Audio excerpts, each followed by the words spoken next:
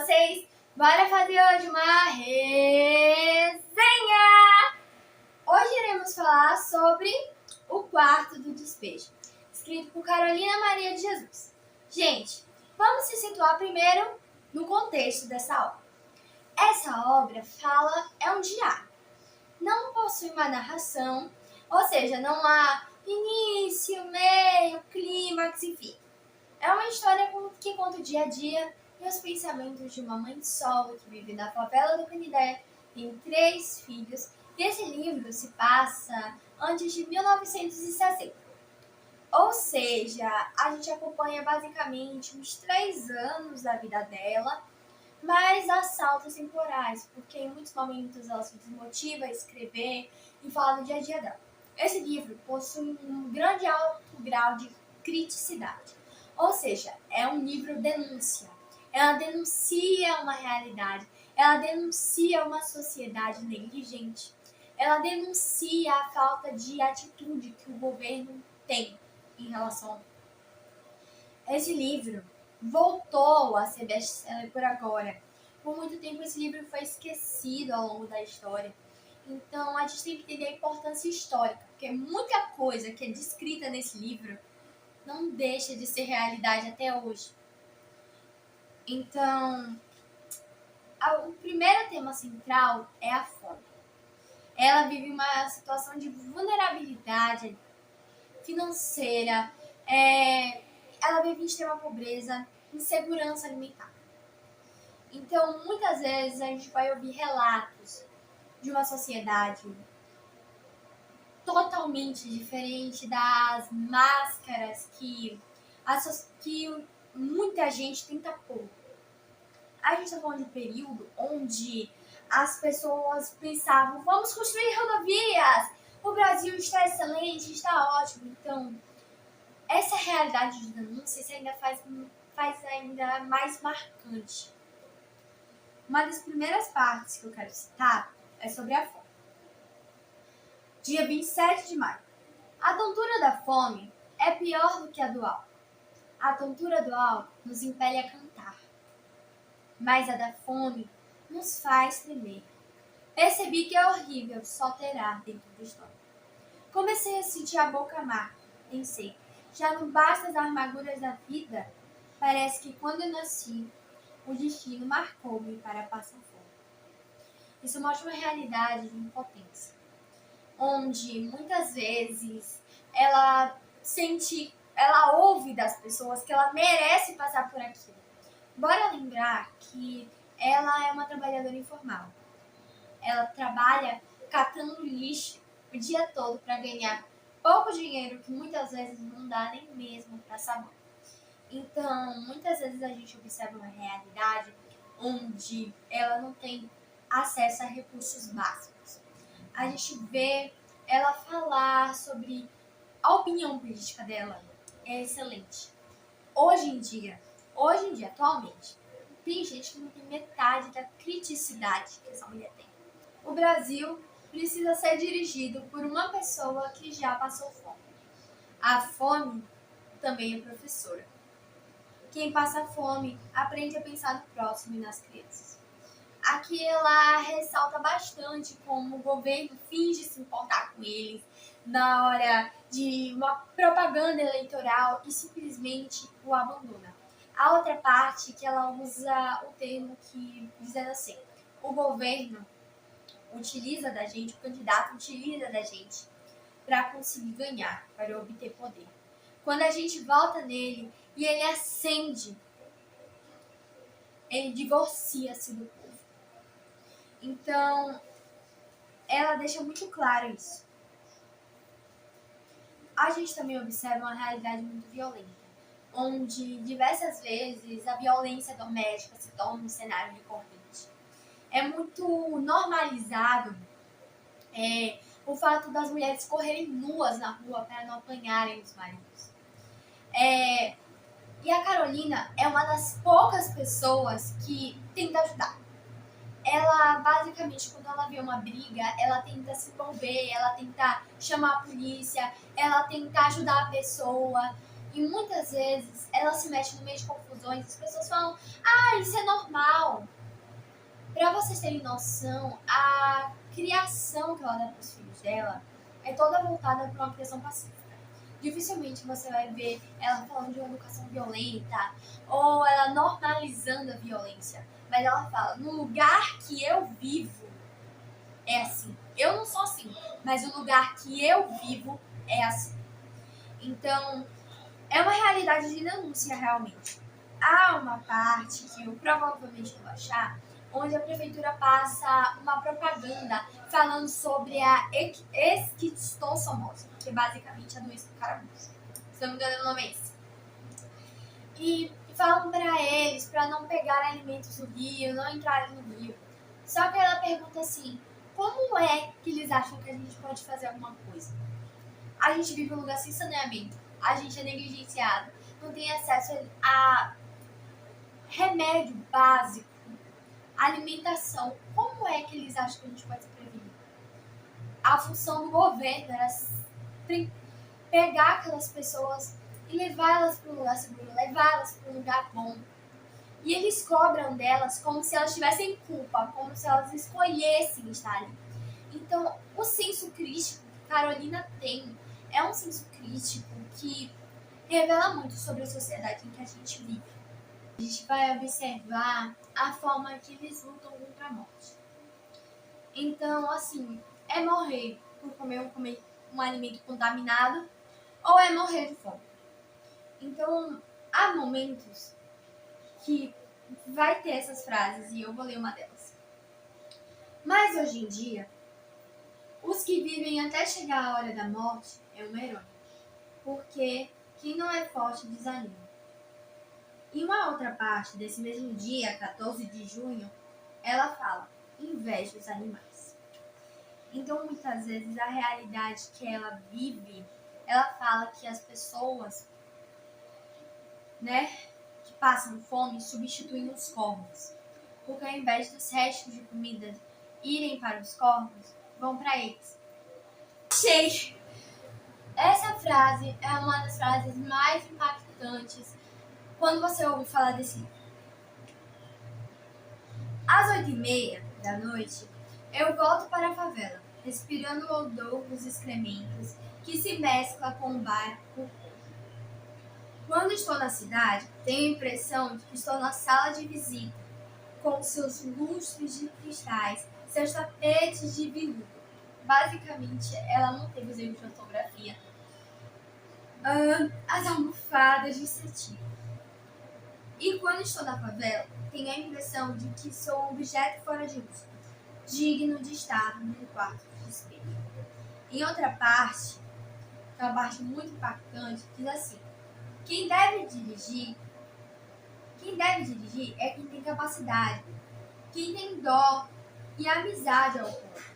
Quem governa o nosso país é quem tem dinheiro, quem não sabe o que é fome, a dor, a aflição do povo. Se a maioria se revoltasse, o que poderia fazer a minoria?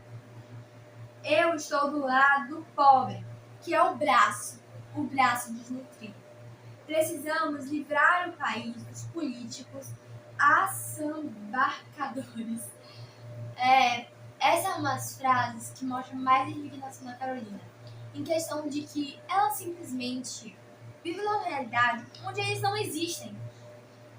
Existem na hora da campanha, do sorriso pra foto, do sorriso pra festa. Mas no momento que eles precisam de alguma coisa básica pra sobrevivência, cadê político? Cadê governo? Cadê qualquer pessoa? Isso é verdade. Eles muitas vezes agem como se aquela população e não existisse um não merecesse nada. O corpo sem vida de Dona Maria José, que vai para a sua verdadeira casa própria, que é a sepultura. Então, assim, é triste saber que o único lugar onde você vai não vai sentir dor, é quando você morrer. É uma realidade potente, é uma realidade indignante, mas que não há nada a ser feito. E uma das frases que mais inspirou esse título aqui, agora eu vou ler. Eu classifico São Paulo assim. O palácio é a sala de visita. A prefeitura é a sala de jantar. A cidade é o jardim. E a favela é o quintal onde jogam os bichos. Também em outra parte desse mesmo dia, 15 de maio, ela fala assim: os políticos só aparecem aqui em épocas eleitorais. 16 de junho. Hoje não temos nada para comer.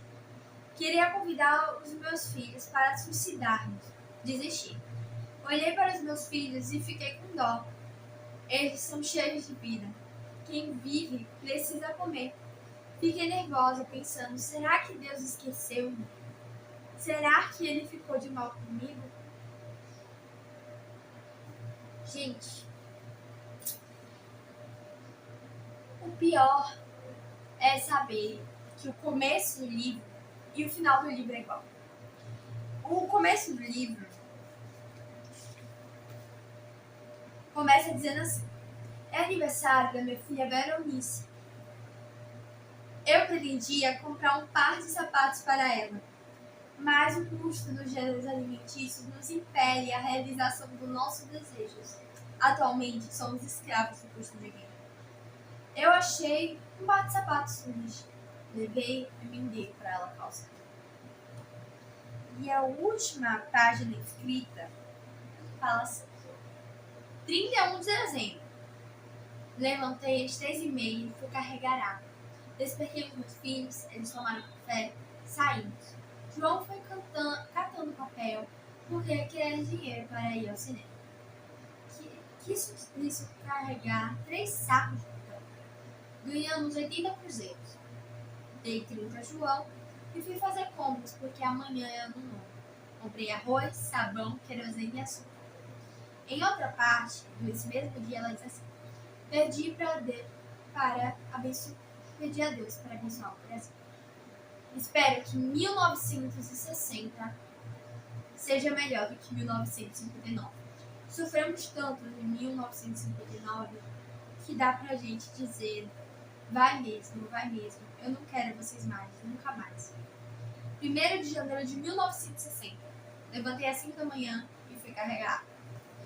Gente, esse livro foi escrito um pouquinho antes da ditadura militar.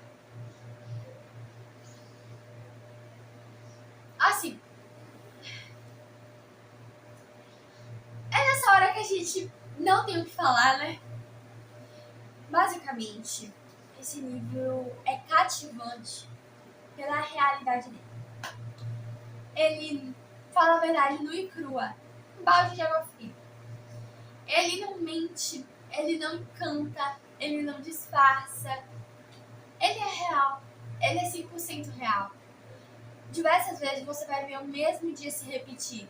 Acordei, fui pegar água e não tinha comida em casa. Gente, basicamente, a realidade dela é mesclada com outras histórias de pessoas que ela conhece. Então, a gente acompanha de tudo. Tem uma personagem específica que ela quase arremessou a filha dela no Rio Tietê. E a filha dela morreu, doente. Tem pessoas, né? Não vou nem chamar de personagens, porque são pessoas reais. Que a família toda era alcoólatra, era meio que uma fuga da realidade. O álcool era a fuga deles. A criança comprava bebida para a família alcoólatra e bebia no meio do caminho. A prefeitura vai lá dizer para eles que é para eles não chegarem perto do rio por causa da esquistossomose, a doença do caramujo. Só que eles não tomam uma política básica, uma política pública básica de saneamento. Não tem saneamento básico. Aí falam pra eles: toma cuidado com a doença do caramujo. Gente, eles falam como se eles quisessem pegar. Ai, hoje eu acordei e tive vontade. Pelo amor de Deus. E ela fala isso. Na cabeça deles, eu posso fazer alguma coisa, mas eu não posso. Eu não posso fazer nada. Porque eu não escolhi viver essa vida. Eu não escolhi estar aqui. A outra parte, onde a gente também observa esse cenário, quando as pessoas simplesmente agem como se eles fossem uma praga. Mas a verdadeira praga é a sociedade, que finge que eles não existem e só lembra quando convém. Só lembra para dizer coisas ruins. Só lembra quando pode fazer uma foto sorrindo pro jornal. Então a gente vê uma sociedade que é esquecida, que é abandonada, que está no quarto do despejo, onde a gente observa uma mulher que muitas vezes ela não tem escolha, ou morrer de fome, ou comer lixo, ou morrer de fome, ou deixar sua filha sem remédio, deixar ela morrer pelos vermes, ou morrer de fome, ou se matar de exaustão, só para saber que os filhos vão comer alguma coisa naquele dia. É citado gordura. Ela compra gordura porque ela não tem dinheiro para comprar carne.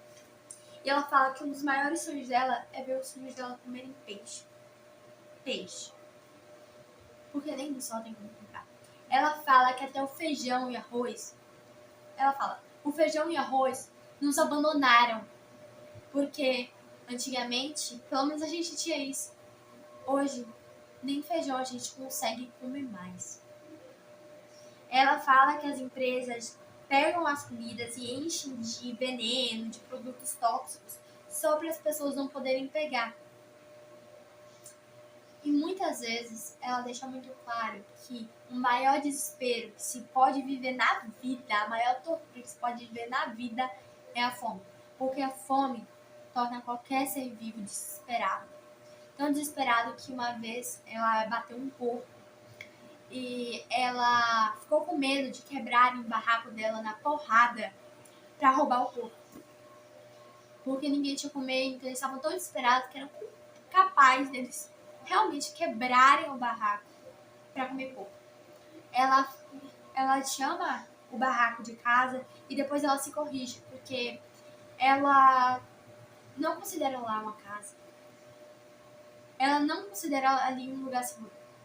Muitas vezes, os filhos dela apanham a mulher que ela joga fezes nos filhos dela. Fezes. A forma que Carolina Maria de Jesus mostra não é uma forma bonita, doce, meiga da vida. Ela tenta tirar as coisas boas. Ela é uma ótima mãe. E o que lhe falta de alimento tem de amor dentro da casa dela.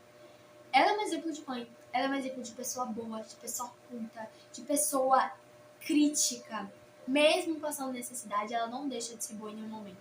Ela é aquela pessoa que você sentaria numa cadeira e conversaria por horas. Então, assim, o que eu tenho a dizer é... Ela pode ter passado diversos problemas na vida. Mas ela sabia o seu valor. Ela sabia se valorizar, ela sabia se amar, ela sabia amar os filhos dela. Então, se me dissesse, escreva, Carolina, uma boa palavra, em alguma palavra, assim, eu diria que ela é uma pessoa boa. Ela é uma boa mãe. Ela é uma boa escritora. Ela é aquela pessoa que, apesar das dificuldades, ela aprecia viver. Ela aprecia de uma forma tão doce que ela não pede muito. Ela só pede ter o que comer. Ela não pede muito. Ela só pede ter uma casa. Ela não pede muito. Ela só pede para ter como tomar banho todo dia. Ela não pede muito. Ela só pede para ter um sistema de saúde que funcione. Ela não pede muito. Ela só pede o que é direito humano. E que nem ela tem acesso. Então, gente, assim, se vocês querem um livro que é um balde de água fria, é o Quarto do Despejo. Beijão, tchau, pessoal. Espero que vocês gostem desse livro, tanto quanto eu gostei. E que eles marquem a vida de vocês e ensinem alguma coisa. Tchau.